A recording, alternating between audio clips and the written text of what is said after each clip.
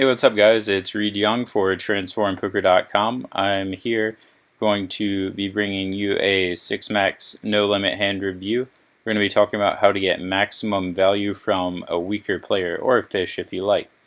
So we are playing €1, €2, and we're on the button with 7-3 of blue, which is my favorite suit. I don't know about you guys, but the diamonds do it for me.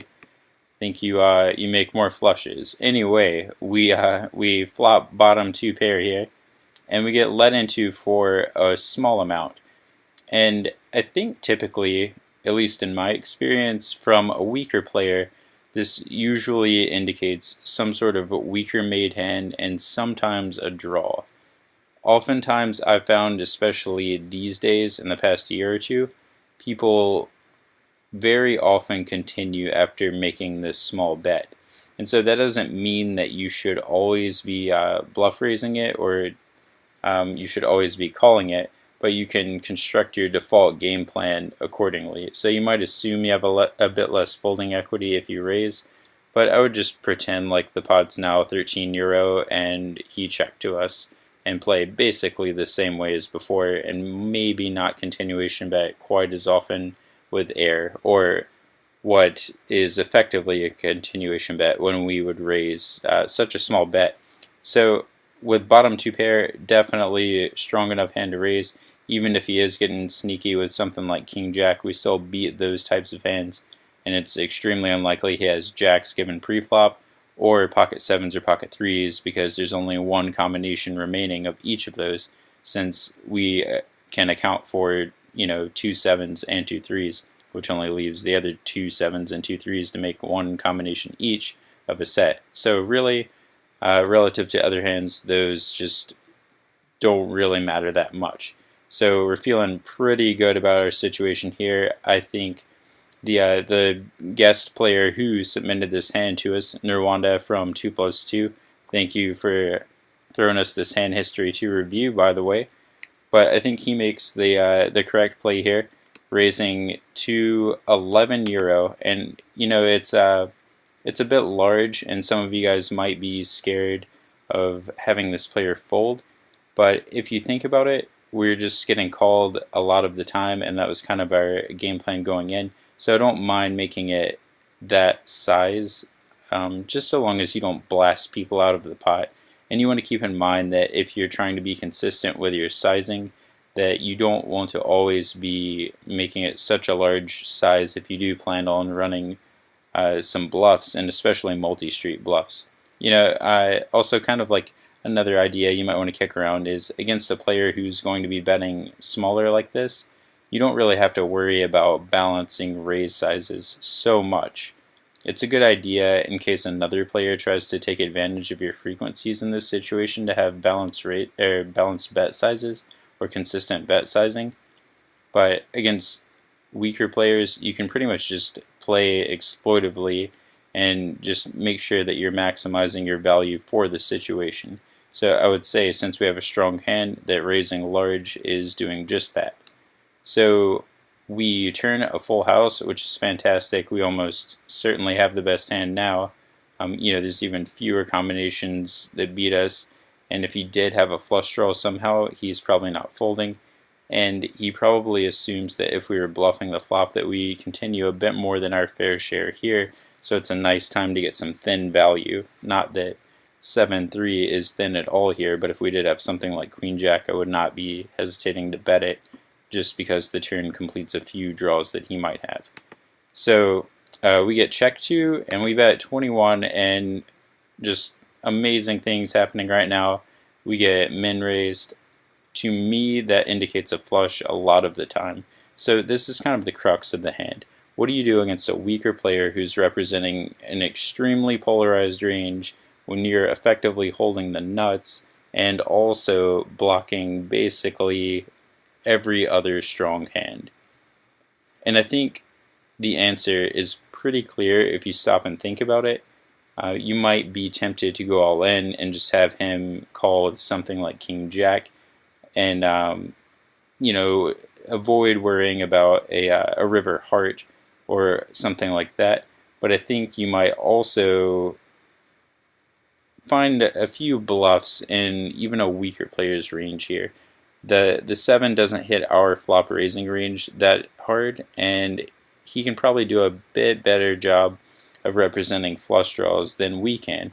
So I think this raise could be something like 10-9 or a similar drawy type hand, maybe even something like ace-10 with the ace of hearts that you really want to give a chance to improve by the river. So I think calling here to keep in bluffs is a great idea, and if he is value betting a worse hand than our 7-3, which is pretty much all he can have if he is value betting, he's going to do it on the river as well.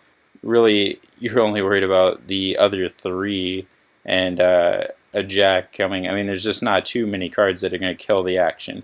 So sometimes stuff like that happens where you want to just go ahead and put in the other raise because you're worried about the action getting killed, or you're worried about getting in extremely deep stacks by the river or by showdown. So neither of those are really an issue. You guys can see if we call this bet of 52, the pot's going to be about 100 and 137 here.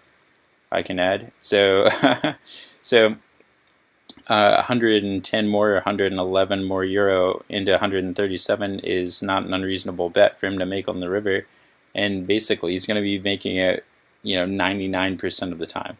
So flatting here, definitely a better play, even if it's extremely rare that he's bluffing. So as it goes down, our hero in the hand, Nerwanda, decides to go with a small re-raise, and I could see the idea behind this being that, we just want to get him to continue with a lot of hands. So maybe he just thinks this is kind of full of crap, and he shoves something like 10-9 with the 10 of hearts. Maybe he's frustrated. Maybe he tries to call us down with ace-10 with the ace of hearts. But you gotta think like, okay, if he is going to get it all in here, it happens much more often by him putting in the last bet on the river than it does by him shoving over this bet or calling this bet with a worse hand like King Jack we were talking about, and then check calling a river.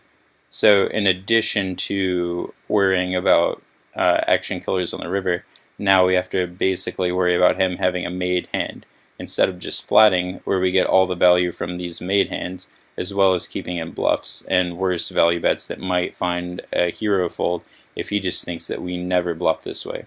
So I don't like the small raise. If you were to raise at all, I would just shove, because that looks more like a semi-bluff than anything, and I think it's extremely rare that he's going to continue with something like 10-9 with a heart in any case, so you're best off just trying to look like a bluff and get a lot of value. Additionally, flatting is really going to be nice because you can continue to represent a very wide range. We're getting a really good price, so if we have something like King-Queen with the King of Hearts, or a similar hand that has like some decent equity against some of his weaker made hands, or even trips, then we have implied odds and position, so it's reasonable that we're calling a pretty wide range if we are continuing against such a small check raise on the turn. So across the board, I think a call is the best play by far with most of your range against this type of player. Now, if you're playing against a better opponent, which I know a lot of you guys are going to be asking about, raising in this situation is important to do with a mixture of value hands and bluffs. So sometimes you do want to raise all in. I would probably slightly prefer doing it with a hand like a flush, just because you aren't really worried about anything happening to kill the action by slow playing a hand so strong as a full house on this type of board, and you're allowing so many worse hands to value bet into you. Whereas a flush, it's a bit trickier. It's almost like protecting your turn bluffing range by having some hands for value, and then you guys can work out the equilibrium that will arise from the big blind's ability to check raise bluff the turn, and then our ability to value shove all in over that play. So typically, what you're going to be trying to do there is avoid exploitation by bluffing so widely on the turn that this turn check raise from the big blind exploits our betting range.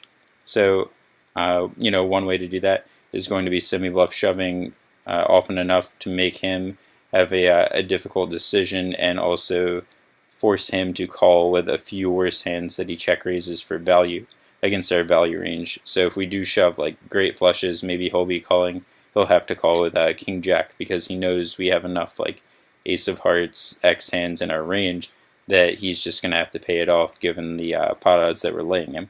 So if you guys enjoyed this video and my possibly long-winded explanation about every possible outcome, go ahead and click that like button. Let me know in the comment section if you guys like this style of video, if you like me kind of explaining all the angles, or if you just want me to kind of say like, okay, against a fish, we can call. Like, I mean, I can make this a 10-second video, or it can be, around 10 minutes, and we can get into some more details. I'm happy to do what you guys like, so looking forward to hearing from you, and I will see you guys next time.